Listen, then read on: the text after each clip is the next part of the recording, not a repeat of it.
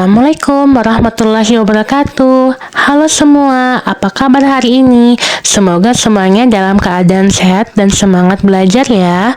Hari ini kita akan belajar tentang regresi linier. Cara menentukan persamaan regresi linier. Siap? Yuk kita mulai. Regresi linier. Apakah kalian tahu apa itu regresi linier?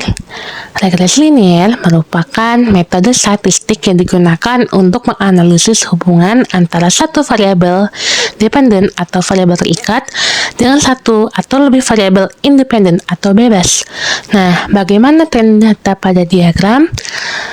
Pada grafik ini, kita bisa melihat hubungan antara rata-rata waktu dalam jam yang dihabiskan dengan jumlah subscriber dalam ribuan.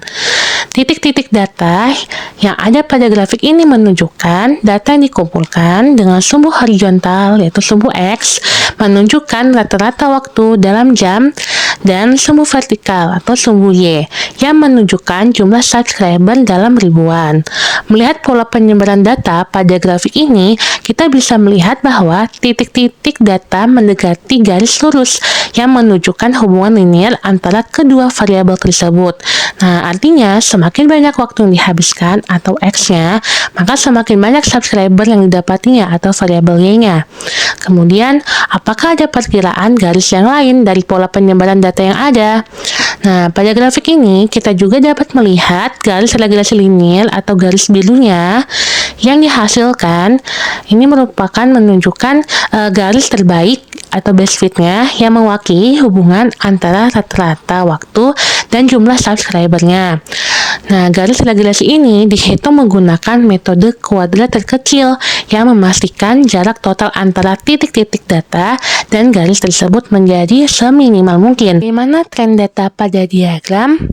Nah, pada grafik ini atau diagram, kita bisa melihat hubungan antara dua variabel, itu rata-rata waktu yang dihabiskan atau sumbu X-nya dan jumlah subscriber atau sumbu Y-nya.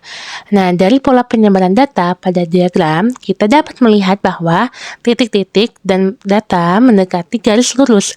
Hal ini menunjukkan bahwa terdapat hubungan linier antara dua variabel tersebut.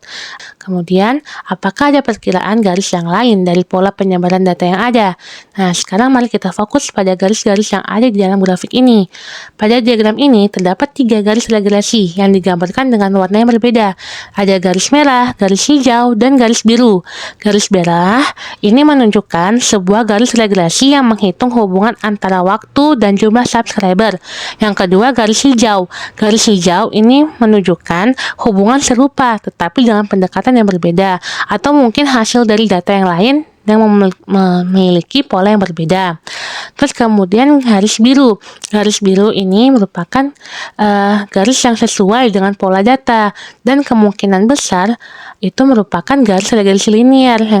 Kemudian ada garis mana yang paling tepat untuk mewakili data pada diagram. Di sini kita bisa melihat 3 garis yang menggambarkan hubungan antara rata-rata waktu dan jumlah subscriber. Namun garis biru ini merupakan garis yang paling tepat untuk mewakili data.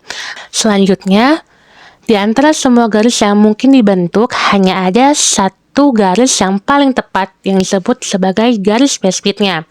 Nah, pada diagram ini kita melihat beberapa garis regresi yang dapat menggambarkan hubungan antara rata-rata atau sumbu X-nya dan jumlah subscribernya atau sumbu Y-nya. Garis best fit ini adalah garis yang secara optimal menggambarkan pola hubungan antara kedua variabel tersebut berdasarkan data yang ada.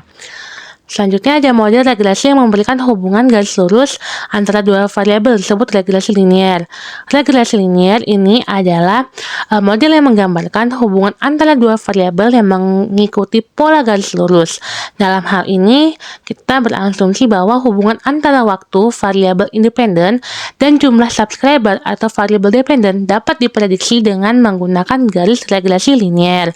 Garis ini memungkinkan kita untuk menghitung perkiraan jumlah subscriber berdasarkan rata-rata waktu yang dihabiskan. Kemudian, menentukan garis best fit dilakukan dengan menggunakan metode kuadrat kecil yang mencari garis yang meminimalkan selisih antara titik data dengan garis. Nah, garis ini adalah yang paling tepat dalam menggambarkan tren data secara keseluruhan. Selanjutnya, salah satu cara untuk menentukan garis yang tepat yaitu melihat jarak garis dengan titik-titik yang ada. Semakin dekat garis ke semua titik-titik pada diagram pencar, maka semakin tepat garis tersebut. Nah, pada grafik yang pertama, kita melihat garis merah yang mencoba menggambarkan hubungan antara rata-rata waktu yang dihabiskan atau sumbu X dan jumlah subscriber atau sumbu Y-nya. Namun, meskipun garis ini mengikuti arah data, kita bisa melihat bahwa jarak antara titik-titik data dengan garis tidak konsisten. Beberapa titik-titik data berada jauh dari garis tersebut. Nah, berbeda pula dengan garis biru pada grafik yang kedua, yang lebih dekat dengan semua titik data. Hal ini menunjukkan bahwa garis ini lebih tepat untuk menggambarkan hubungan antara dua variabel, karena semakin dekat garis dengan titik-titik data.